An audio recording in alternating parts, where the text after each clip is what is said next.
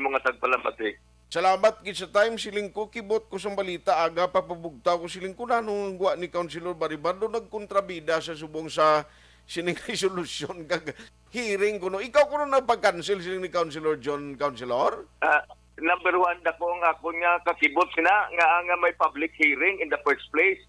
Kag greater surprise ako nga ako ang tibangdan nga nagpauntat sina, no? Pero hunta lang, ako ang chairman sa Committee on Energy. Nang general rule namon dira is kinahanglan nga bago ka mag-public hearing, either initiated ina sang committee o nabalaan sang committee chairman o kung gin-aprobahan kag gin-direct sang SP nga butangan sang public hearing. Ang resolution nga ginaistoryahan diri, explanation sa Seneco bahin sa taxes, hindi ini proposed resolution. Okay. Approved resolution na ini namon nga ginupdan sang tanan including ni Archie Baribar sang February 9, 2020. Okay. Ang pamangkot,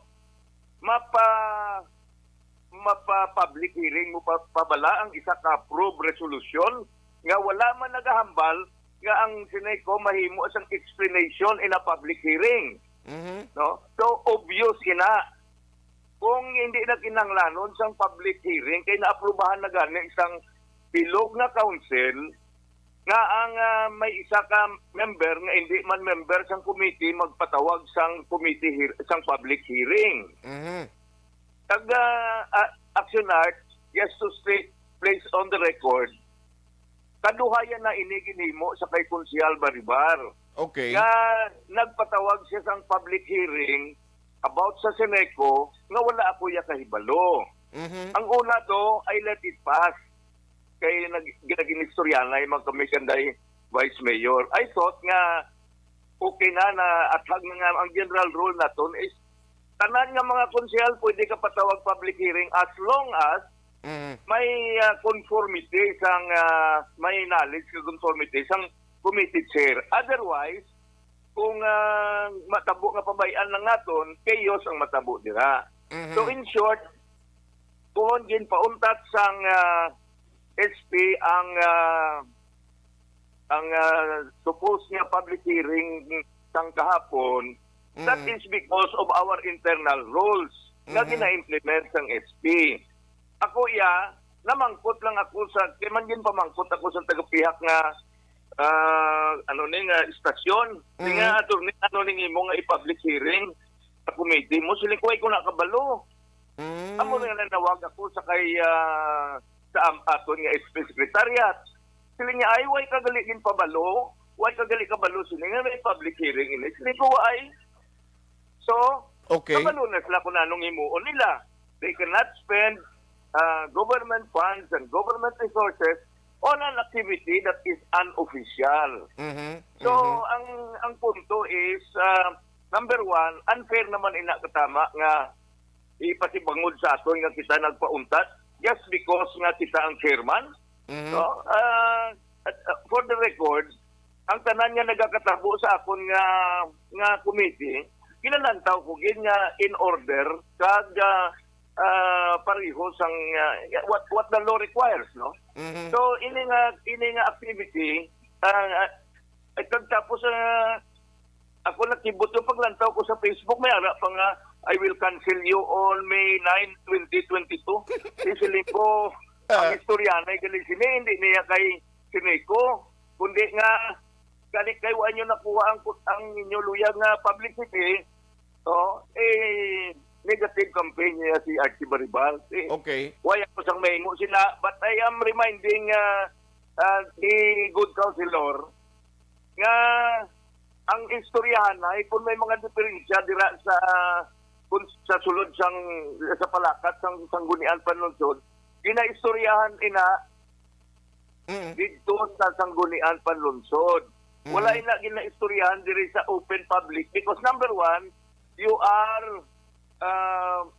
are giving the impression that the Sanggunian Panlungsod is in disarray or is in confusion. You are threatening the existence and the integrity of the whole institution. Okay.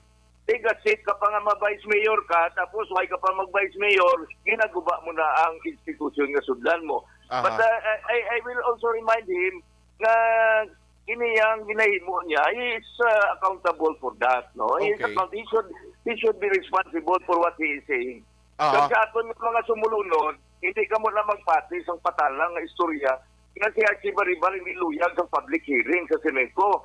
In fact, kung nakahibalo ako, ma-intragit ako kay man nga, publicity pa na. No? Subong nga campaign period na, you do not want to be part of an activity where the media is. Aha. So, highly improbable ka contrary to human experience na tanan nga ginaistorya. I Okay. just want to request the good counselor kung ano na yung basihan niya nga nagpatawag siya sang isa ka public hearing sa isa ka bagay nga naaprubahan na. Okay. Sang bilog nga sanggunian panunsod nga wala mong ganigin qualify nga ini dapat i-public explanation. Explanation through a public hearing. Okay. So, amo lang ang ako lalaksya ang kung ba nagadumdum sila nga nakulbaan si Archie Baribar kung may nagakampanya sa iya kontra sang 20,001 bala Yes, sir. Action Art, Oo. 21 years ago, paglagan ko on my third and final term sa pagka-counselor, patawaron ng salaya, si Anhing Attorney Zamora to, pwerte ang iyang yaw-yaw sa akon. Tanan nga barangay nga may ala silang rally, yaw-yaw sa akon. Tanan nga radyo, yaw-yaw sa akon. Pati na nga jutayan na kami magdebate dira sa DYEC mismo, dinpunggan na ni Mayor Oka, no? Di nag-number, kaluoy sang Diyos, bangod sang yaw-yaw sa ako, nag-number 1 man ko. Okay. Sang 2001. So, please, kung mag-amo sila nga inistoryanay, you will have to prove, you will have to state a very, very clear case that Archie Baribar is anti-people to hurt him. But as of this standing, Archie Baribar has always proven to be pro-people. Yes. Pero sir, sa isyo sa sanay ko, si Arthur ni Councilor Baribar, why giman nga pabaya sini? Because do amon ang point na nga, ang gwasin ni Subong, nga daw, why kaya gamay di, parte sa isyo sang sinay ko, bla? No, that is wrong. That is wrong. Ang istorya lang sini is nagakauna permis ang tikang si Konsehal Gamboa kay man damo na siya sang alyansa sa sulod nga among nagatip sa iya.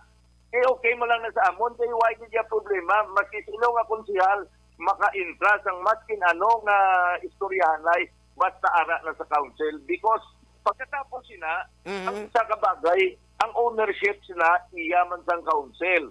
So kung hindi maathag na si Archie Baribar ang nagumpisa, maathag na dira sa sulod sang council, siya ang nagahasa, siya ang nagapino, kag siya ang nagapasiguro nga masulod ang isa ka maayo nga lihok, no? Okay. So tawa kay kadamo na si Konsehal Jud sa pasulod nila nga nagsulod bangod kay gin-refine ni Konsehal Archie Baribar. Aha.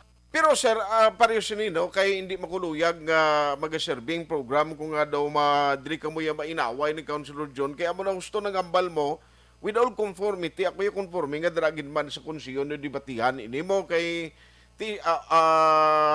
kalain man nga diri iya, pero okay man lang na at least maintindihan sa public. Now, atong ginambal mo kaina nga it was already approved by the council, what does it mean? Ang botang balon tapos na ang ulubrahon dira. No? February 9 pa tapos na. Ang sadya pa kay nakita ko sang ulihi, naging pa-set nila ang earlier setting ganun sila is February 24. Karon in-erase ang notice sang February 24 gin-islan sang March 8. Okay. Kung sino ang nag-erase na, ay ina nagakatabo nga among sekretariat nag-erase ang notice. Okay. Inapadalaan ina sang bag-o nga notice kung hindi madayon ng isa ka public hearing. Hindi ayan nga sa opisina ni Konsehal Gamboa mismo nag-erase ni. Kag ano ang deber nila nga mag-ilist sang date sang public hearing nga wala kabalo ang aton nga SP staff. Kaya ang aton nga SP staff nagpabalo nga hindi ginaya pwede ang March 8 kay sa March 8 may ara sang whole day affair nga ginkuha sang bid sa awards committee ang among date ang lugar ng SP Session Hall.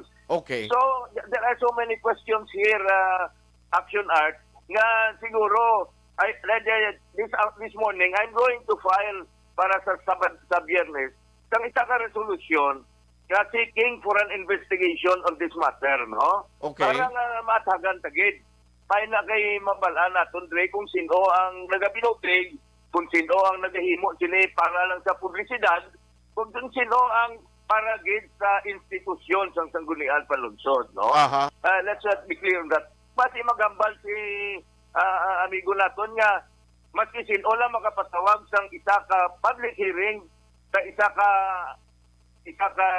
resolution nga na-approve na sang Sangguniang Panlunsod kay iya na ina that is already owned by the Sangguniang Panlunsod. That is correct. That is already owned by the Sangguniang Panlunsod.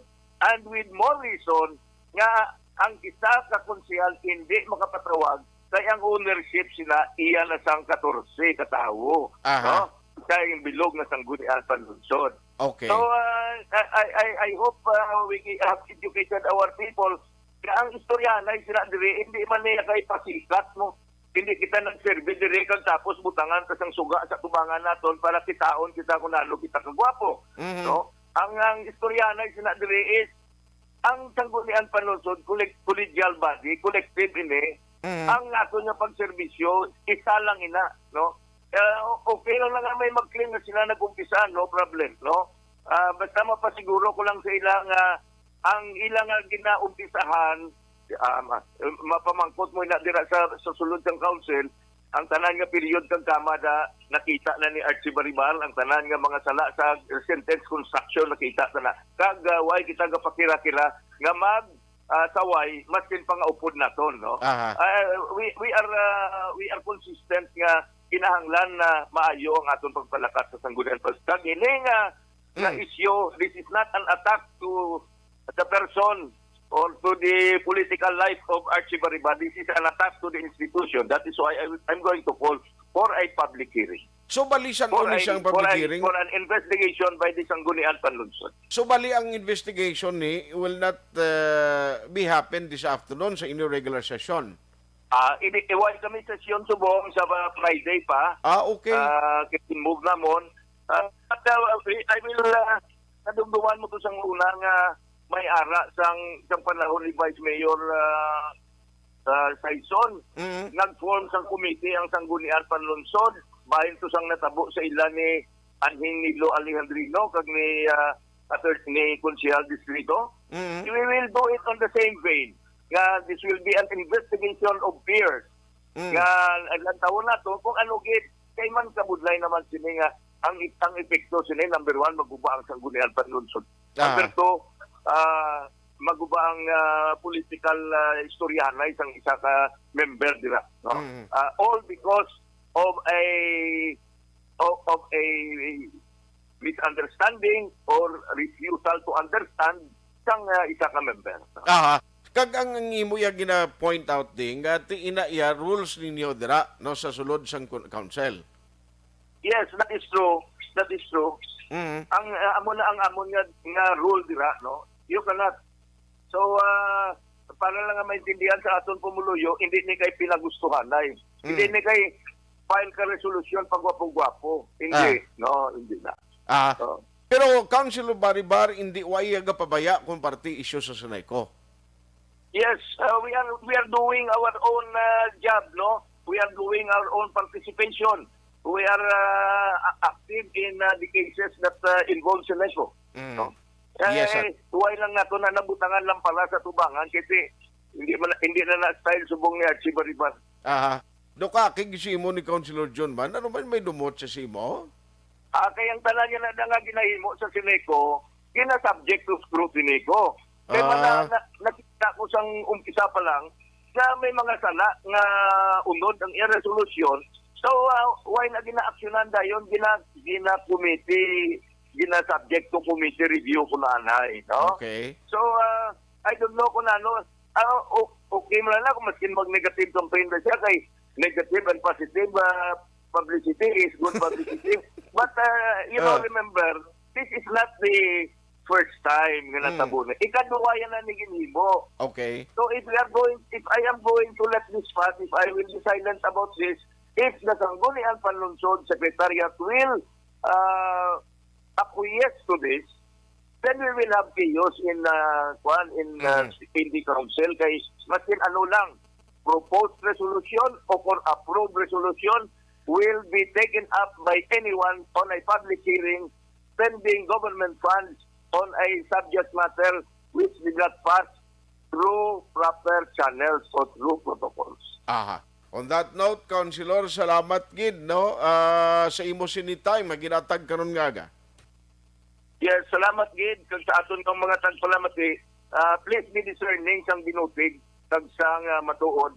Please be discerning kung ano ang motibo sang nagapalakas ng sugilanon nga ini, kung pala purely for public interest or purely for media mileage purposes. Salamat gid. Salamat. Maayong aga. Maayong aga.